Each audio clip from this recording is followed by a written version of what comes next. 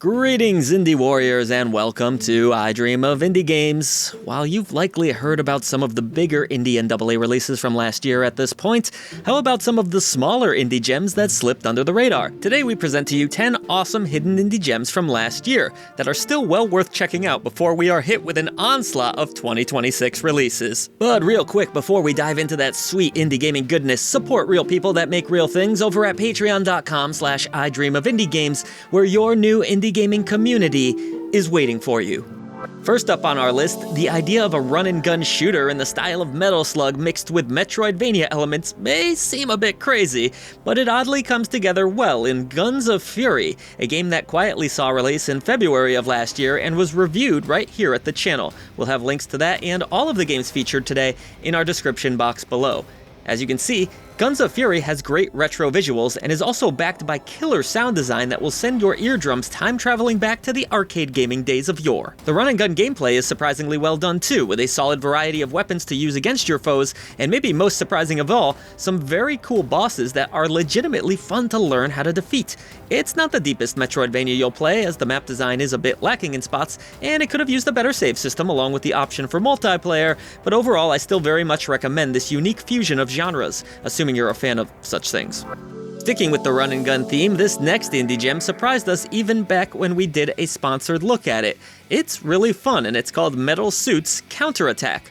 Playing as Kevin the Cyborg, you'll run and gun your way through a variety of levels, mowing down alien scum, busting through walls, and perhaps most importantly of all, snagging metal suits, which give you awesome powers. The game features various planets that you'll need to conquer, broken up into different levels. These levels naturally end in boss encounters, which offer plenty of challenges of their own.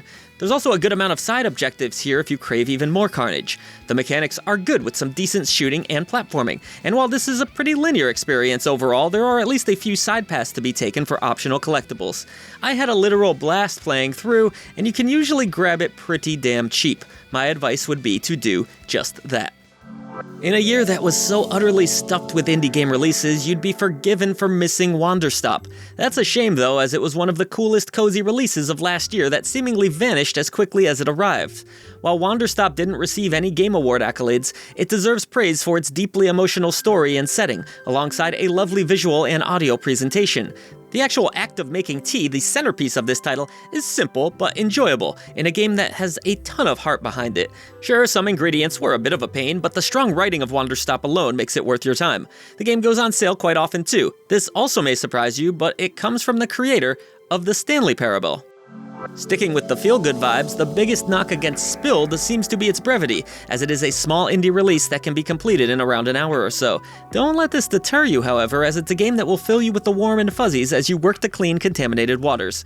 Games don't get much easier to play than this, and that's the beauty of Spilled. You simply drift about, making the world a better place one spill at a time, and there's something calming about that. Sure, recycling oil and plastic may not sound like the most thrilling of tasks, but much like Power Wash Sim, it's a hard game to put down once you get started.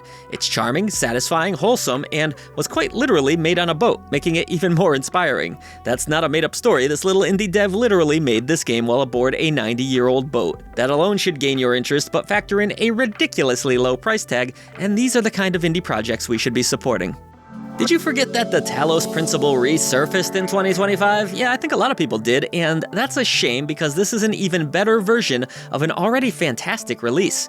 If you aren't familiar with the Talos principle for whatever reason, it is a fiendishly difficult puzzle game that will bend your brain into a pretzel. This reworked version is now powered by Unreal Engine 5, resulting in stunning upgraded visuals, a brand new level editor, and full Steam Workshop support. With 30 hours of mind-bending content and an entirely new campaign section that's just ridiculously tough, Reawakened belongs in your collection if you're up for its many conundrums. Good luck, you're going to need it.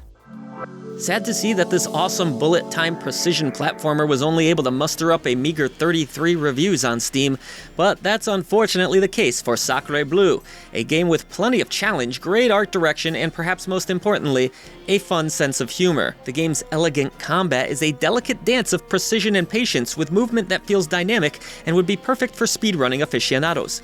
I also just love the French Revolution setting of Sacre Bleu, and while it's a bit on the short side, this bite-sized indie certainly deserved more recognition than it received. It's a fairly accessible release too, and even features some fun modifiers worth tooling around with. It won't break the bank either, and is frequently found on sale, so definitely worth sticking on your wishlist.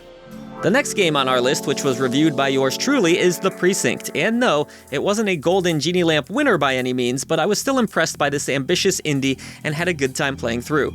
The Precinct is kinda like a reverse GTA in that you get to play as the good guy for once. Go around town busting up the bad guys, arresting them for petty crimes while also getting tangled up battling much larger crime syndicates. The sandbox gameplay isn't too shabby, with solid driving mechanics and interesting ways to either arrest or let go of baddies. There's even some RPG progression, believe it or not, all backed by a moody synth soundtrack that's to die for.